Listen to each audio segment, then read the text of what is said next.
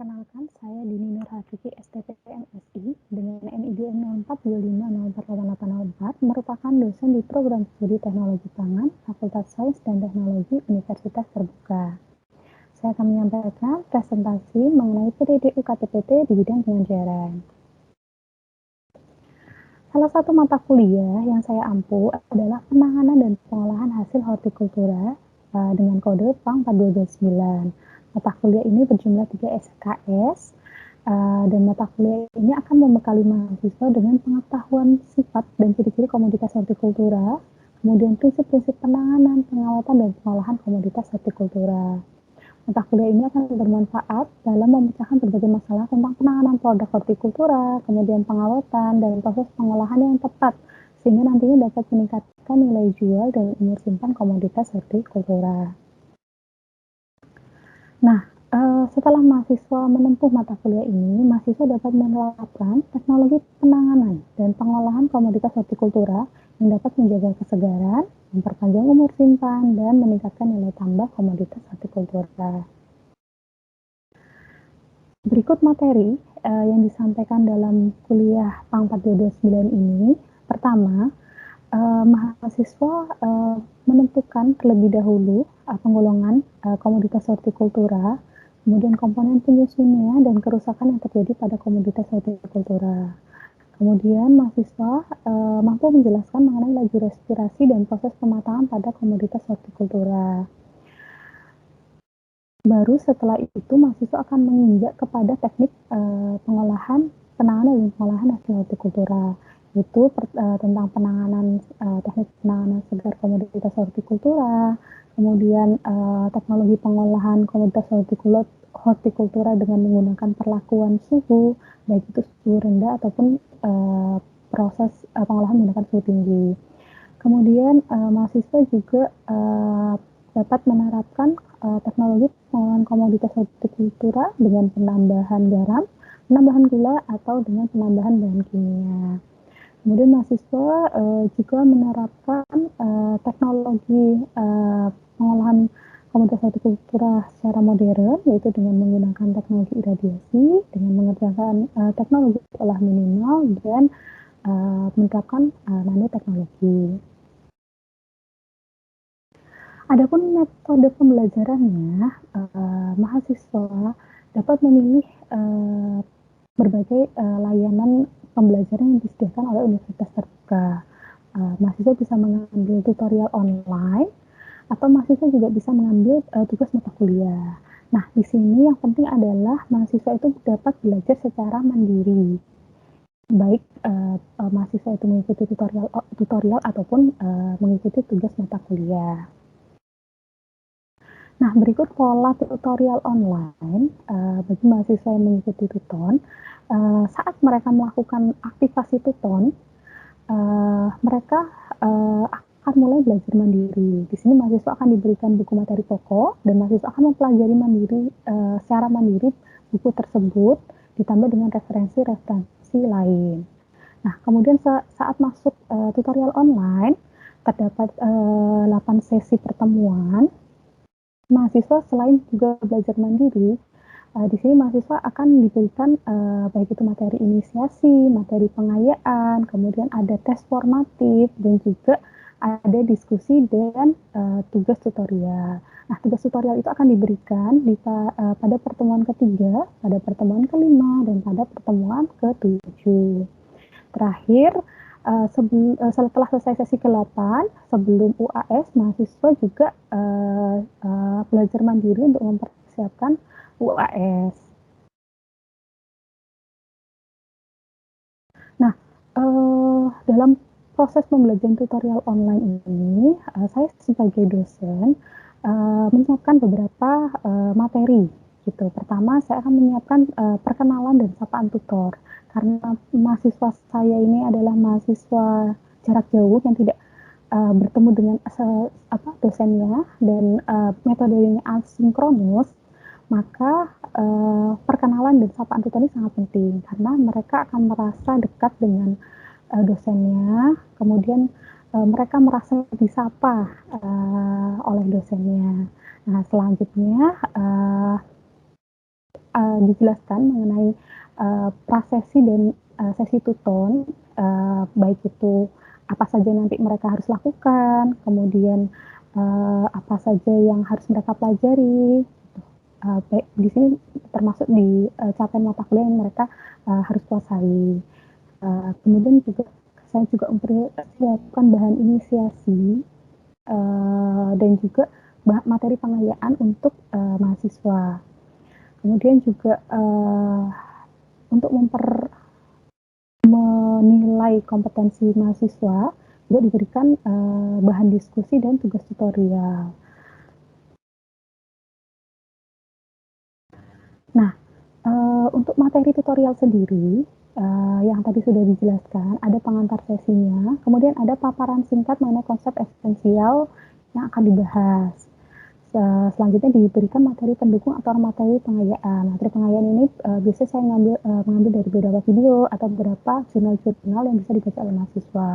Kemudian terkait diskusi, diskusi ini lebih bersifat membantu mahasiswa untuk apakah mereka sudah belajar, apakah mereka sudah sesuai dengan kompetensi yang kita inginkan. Nah, di sini kita memberikan bahan diskusi. Bahan diskusinya itu kita kaitkan juga dengan isu dan persoalan penanganan dan pengolahan pasca panen yang terkini seperti itu. Kemudian di si bahan diskusi ini juga tujuannya bagaimana mahasiswa itu paham konsep esensial yang kita berikan. Nah, di rubrik diskusi ini juga ada rubrik penilaiannya. Nah, selanjutnya untuk sistem penilaian, ini kita sesuai berdasarkan rubrik penskoran, berdasarkan ketepatan dan penguasaan materi. Bentuk evaluasi tadi bisa berupa soal-soal diskusi, kemudian juga ada tugas tutorial di minggu ketiga, kelima, dan ketujuh, dan ada tugas mata kuliah bagi mahasiswa yang tidak mengambil tutorial online. Ini contoh rubrik penskorannya. Jadi kita dari soalnya nanti akan diberikan rubrik semacam kata kunci. Jadi ketika mahasiswa dapat menjawab kata kunci berikut, maka mereka akan mendapatkan nilai sesuai dengan kata kunci yang mereka berikan. Nah, ini terakhir terkait sistem penilaian. Jadi tadi untuk mahasiswa yang mengambil tutorial online, maka komponen penilaiannya itu berupa 40% dari nilai tutorial online-nya dan 60% dari nilai UAS. Nah, tapi nilai tutorial ini baru berkontribusi terhadap nilai akhir bila nilai UAS-nya itu benar minimum 30%. Kemudian dari dalam pelaksanaan tutorial online sendiri, komponen dan bobot nilai tutorial itu terdiri dari kehadiran 20%, diskusi 30%, dan tugas tutorial itu 50%. Kemudian bagi mahasiswa yang tidak mengambil tutorial online dan mengambil tugas mata kuliah, maka komponen penilaian ada 30% nilai tugas mata kuliah dan 70% adalah nilai ujian akhir semester.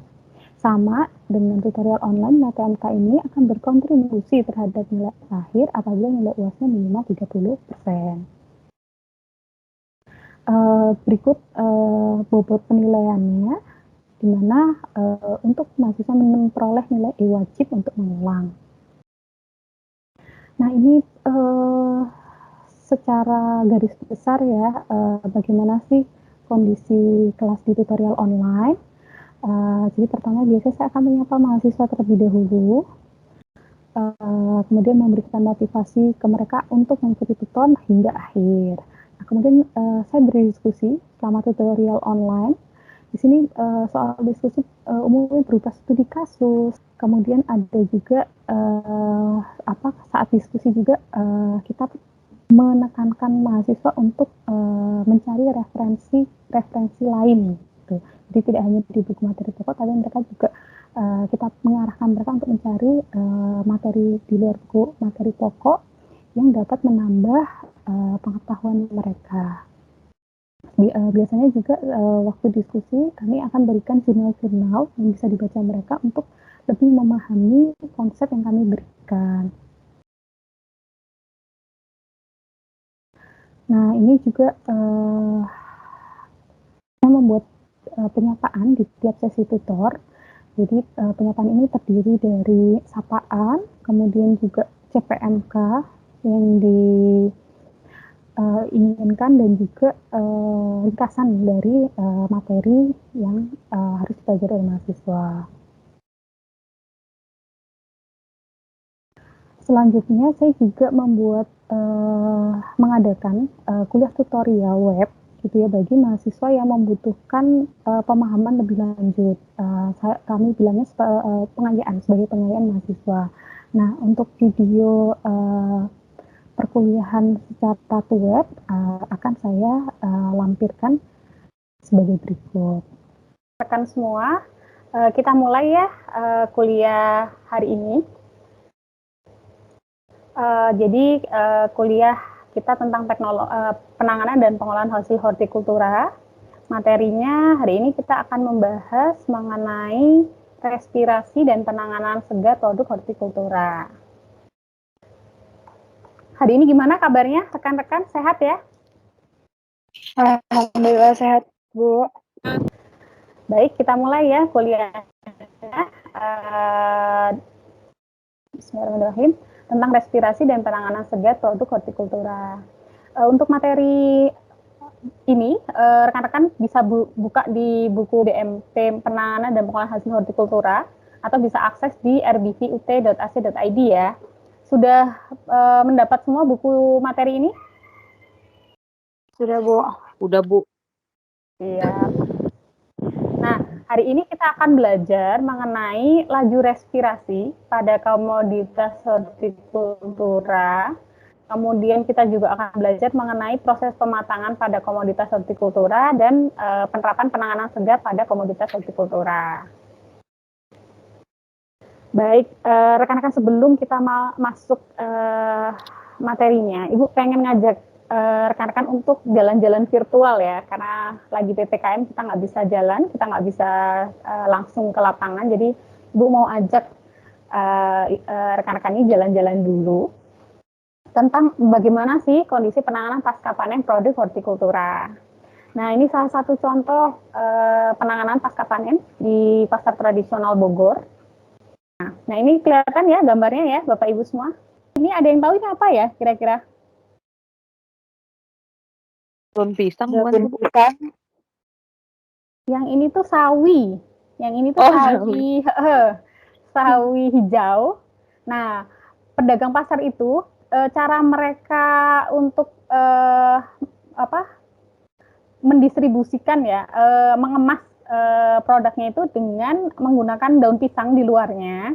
Nah, kemudian diberi tali seperti ini, tali dari nyur bambu seperti itu untuk diikat dalam bentuk bulky seperti ini ya. Kalau kita lihat ini ikatannya itu agak kencang ya waktu saya lihat itu. Kemudian ini tumpukannya juga sangat banyak. Bisa dilihat ya, terus tidak teratur, random gitu tumpukannya. Ya, ini sawi hijau. Kemudian yang ini ada yang tahu yang ini komoditas apa?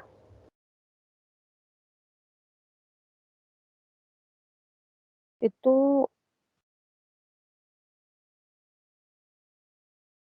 timun ya, Bu? Iya, timun ya. Nah, jadi mereka itu untuk mengemas timun dalam jumlah bulky itu dengan cara menggunakan plastik. Nah, tapi kalau kita lihat plastiknya itu berembun ya, jadi ada kayak air-airnya di sini. Ya. Kemudian lihat proses penyusunannya juga random ya, jadi tidak beraturan seperti ini. Bahkan ini kalau dari pickup, kalau mau nurunin tuh kadang langsung aja, langsung diturunin gitu dengan tangan gitu langsung ditaruh di tanah seperti itu. Kemudian ini juga ini wortel ya, sama dia juga menggunakan pengemasnya menggunakan plastik. Dan ini sawi putih ya, cabbage ini. Nah, ini tinggi tumpukannya itu Ibu hitung sekitar 25 sampai 30. Nah, kalau melihat tumpukan seperti ini kira-kira apa ya yang terjadi ya rekan-rekan sekalian? Mungkin terjadi kerusakan mekanik. Betul, terjadi kerusakan mekanik. Tadi yang bilang Mbak siapa ya? Dewi, Bu. Mbak Dewi. Nah, betul. Waktu Ibu tanya, jadi ini salah satu pedagang sawi putihnya. Jadi mereka itu sebelum dijual dilakukan proses sortasi dan trimming gitu. Jadi yang jelek-jelek dibuang, kemudian yang bagus yang dijual seperti. Nah, ternyata proses trimmingnya itu banyak yang hilang gitu ya. Ini proses trimming ini yang dibuang ini. Nah, ini yang juga yang dibuang. Ini yang yang dipakai, yang ini dibuang seperti itu. Waktu Ibu hitung secara kasar, ternyata lossesnya untuk sawi itu sendiri sampai 25-30%. Ya, jadi bayangkan kalau misalnya ada 100 kilo sawi, itu 25-30 kilonya hilang. Untuk yang sawi putih 20%, untuk yang wortel 10%, dan untuk timun itu 10%. Ya, benar ya. Jadi lossesnya banyak yang dibuang itu. Nah, bagaimana sih harusnya menangani produk segar untuk sayur dan buah? Nah, hari ini kita bahas ya. Kita akan bahas pertama tentang perubahan yang terjadi selama pasca panen dan penanganan segar hortikultura.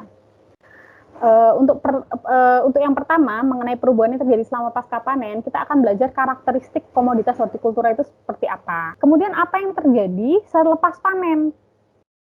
Kira-kira yang terjadi selepas panen apa ya rekan-rekan ya? Kalau sudah dipanen tadi, ini kan contohnya ini bayam ya. Sebelum dipanen itu dia akan terus tumbuh gitu ya. Tapi setelah dipanen apa yang akan terjadi? Apakah dia akan terus tumbuh? Apakah dia akan terus awet? Layu. Pembusukan. Betul, layu, ada kelayuan gitu. Kalau bayam setelah dipanen itu lama-lama kan akan layu.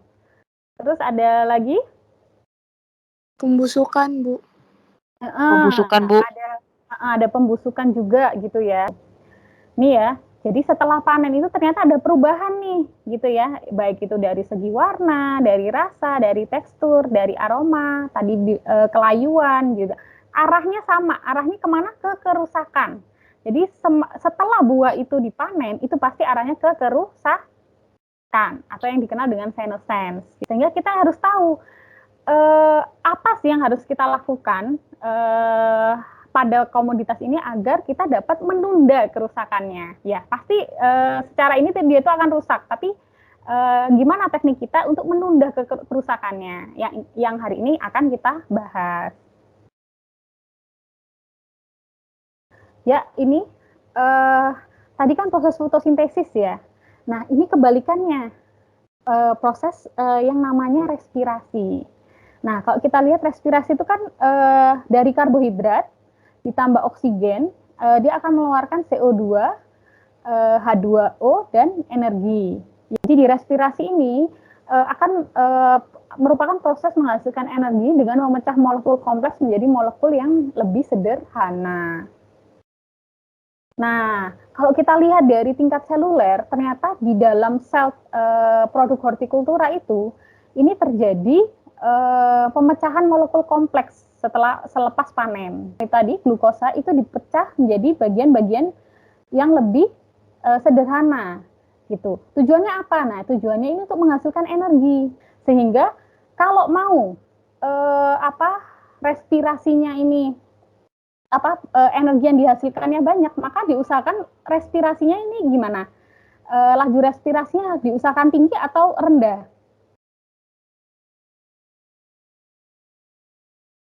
Jadi kayak kalau kenapa? Lambat. Iya, rendah. Lambat ya. Kenapa? Ya kalau laju respirasinya tinggi, ini proses ini akan berlangsung sangat cepat. Jadi energinya akan cepat habis. Tapi kalau prosesnya kita buat laju respirasinya rendah, jadi proses ininya itu akan jadi lebih lama gitu, sehingga energi yang dihasilkan juga akan lebih banyak. Seperti itu. Dari sini paham ya? Untuk pemecahan molekul kompleks untuk respirasi. Paham, Bu. Kemudian respirasi sendiri itu dibedakan ya jenisnya. Ada respirasi klimaterik dan non klimaterik. Nah, ini sesuai dengan pertanyaan yang ada di diskusi ya, rekan-rekan mungkin sudah menjawab ya. Untuk respirasi pada mangga ya, contohnya, ini merupakan jenis respirasi klimakterik. Klimakterik itu gimana, Bu? Jadi, apabila jumlah CO2 yang dihasilkan dalam fase pertumbuhan itu terus menurun dan menjelang senescence, produksi CO2 akan kembali meningkat. Kemudian setelah itu menurun lagi. Jadi ada fase kenaikan tiba-tiba kalau di klimakterik. Berbeda dengan non-klimakterik, itu CO2-nya akan terus menurun secara perlahan sampai masa senescence. Di sini juga terjadi gas etilen yang dihasilkan pun rendah dan tidak mengalami perubahan selama fase perkembangan buah. Jelas ya sampai sini? Jelas, Bu. Ya, Bu. Nah, kalau kita lihat laju respirasi, secara umum itu semakin ke atas, itu akan semakin tinggi ya. Jadi laju respirasi pada produk-produk seperti tunas, daun itu akan lebih tinggi dibandingkan produk seperti umbi-umbian gitu. Ya, karakter dari produk hortikultura ya, dia itu masih hidup. Dia itu bisa bernafas, melakukan respirasi, dia melepaskan panas. Kemudian dia bisa kehilangan moisture ya yang jadi menyebabkan layu. Dia itu bisa sakit juga. Sakit itu artinya dia mengalami kerusakan. Bahkan ujung akhir dari produk komoditas dan produk hortikultura ini adalah dia akan menuju ke kerusakan. Nah, sekarang kita lihat nih bagaimana sih teknologi penanganan segar hortikultura. Memperpanjang umur simpan produk hortikultura itu terdiri dari beberapa faktor ya. Kita bisa mengendalikan faktor internal dan mengendalikan faktor eksternal. Nah, faktor internalnya tadi apa? Respirasi. Ya, kita bisa kendalikan respirasinya. Transpirasi kita bisa kendalikan. Kalau faktor eksternalnya apa? Nah, kita bisa kendalikan lingkungan di sekitar komoditas itu. Ya, baik itu gasnya, kemudian RH, kemudian bahan kemasannya atau suhunya. Itu bisa kita modifikasi. Rekan-rekan juga bisa membaca beberapa jurnal ya terkait dengan teknik penanganan segar. Ini salah satu contoh jurnal yang saya ambil. Nah, di sini dia melakukan teknik dengan lilin lebah. Jadi dia melakukan dengan pelilinan 0 sampai 8%. Ini data ini menunjukkan bahwa dalam pelilinan kita pun harus menentukan konsentrasi yang optimumnya. Jadi kalau konsentrasinya itu berlebih, dia pun akan cepat rusak juga. Ya, mungkin itu dari saya untuk teknik penanganan segar. Jelas Bapak Ibu atau mungkin ada yang mau diskusi, sharing? Jelas, Bu. Bu, saya mau nanya, Ya, kalau gimana? saya itu kan kerja salah satunya tuh ada di perusahaan restoran ya, perusahaan saya tuh megang restoran juga. Itu ada menu salad sayur. Nah, untuk karena tapi kan salad sayur itu kan nggak bisa habis pada saat itu ya, Bu, sayurnya. Betul. Nah, menurut Ibu gimana perusahaan saya untuk menyiapkan salad sayur yang segar, tapi gimana menurut Ibu cara nyetoknya gitu loh, Bu? Nyetoknya tuh menurut Ibu gimana? Kalau misalkan untuk salad sayur itu perusahaan saya kan pakainya wortel timun ya, timun. Itu kan seger banget ya, yang cepet rusak juga kan wortel dan timun. Itu menurut Ibu gimana, Bu? Iya. Nah, ini bagus ya pertanyaannya. Jadi langsung ya ke yang kondisi real ya di lapangan juga. Jadi tadi ya Bu ya sesuai dengan yang saya sampaikan bahwa apalagi sayur ya ini tuh laju respirasinya tinggi. Kemudian dia kalau kita menggunakan salad kan otomatis dia dipotong-potong ya Bu ya, jadi size reduction seperti itu. Nah, ini di sini kita merusak kan istilahnya, merusak komponennya dari sayur itu. Maka makin cepatlah kerusakan, laju respirasi makin meningkat dan respirasi juga akan semakin meningkat. Nah, akhirnya bagaimana caranya nih biar laju respirasi dalam sayur ini tuh menurun. Jadi cara untuk pembuatan salad ini tadi kan dipisah ya Bu ya, antara dressingnya ya, dressing sama ini dipisah ya, nggak dijadiin satu kan ya? Nah, berarti lebih enak nih, karena dia nggak ada campuran bahan lain, sudah terpisah. Nah, cara yang paling gampang itu pertama memang dengan melakukan pendinginan ya Bu ya. Jadi sayur itu setelah dipanen, dia sesegera mungkin kita jaga rantai dinginnya Bu. Gitu. Jadi pertama setelah dia dipanen, panennya juga harus disesuaikan Bu. Misalnya panennya itu jangan dalam kondisi siang hari gitu ya, saat terik gitu ya, karena panas lapangnya masih tinggi, respirasi masih tinggi gitu. Jadi panennya kalau bisa mulai dari produsennya ya Bu, itu dipanennya di pagi ataupun di sore hari. Terus yang kedua, setelah waktu panennya udah sesuai, langsung kita lakukan pembuangan panas lapang. Tadi bisa pakai hydrocooling atau bisa pakai ice cooling gitu ya. Ice cooling itu dikasih es di atasnya gitu, atau hydrocooling gitu. Atau juga sayurannya diletakkan di room cooling ya. Saat hydrocooling juga bisa ditambahkan dengan larutan antimikroba untuk mencegah terjadinya kontaminasi mikrobiologi. Kemudian setelah dilakukan pendinginan ya, pendinginan. Nah, ini kalau bisa Bu, sebelum dipasarkan gitu ya, ini disesuaikan, misalnya dalam satu kali pemasaran itu butuh 30 salad yang harus diproses gitu. Nah, pemotongannya itu disesuaikan dengan kebutuhan yang dijual gitu Bu. Jadi saat pengecilan ukuran itu dilakukan setelah sesuai dengan permintaan saja gitu. Karena kalau sudah komoditas hortikultura itu udah rusak kayak gitu ya, dipotong dan sebagainya, itu dia akan semakin cepat rusak. Nah, yang ketiga, kita atur Bu pengemasnya. Jadi jenis kemasannya yang kita atur. Bila tidak ada yang ditanyakan, maka Ibu tutup kuliah penanganan dan pengolahan hasil hortikula hari ini. Jangan lupa mengerjakan tugas dan diskusi. Kemudian juga jangan lupa untuk belajar ya, belajar mandiri dengan menggunakan buku BMP, kemudian referensi-referensi yang Ibu sertakan. Ibu juga kemarin memberikan message ya ke rekan-rekan, tolong dipelajari referensi tersebut. Terakhir, Ibu mau memberi pesan bahwa jika kita masih diberi kesempatan untuk menghirup nafas hingga hari ini, maka ketahuilah bahwa oksigen tersebut merupakan sebuah berkah yang mengandung sebuah tanggung jawab. Sekian dari saya, semoga bermanfaat kuliah hari ini. Ibu akhiri, wassalamualaikum warahmatullahi wabarakatuh.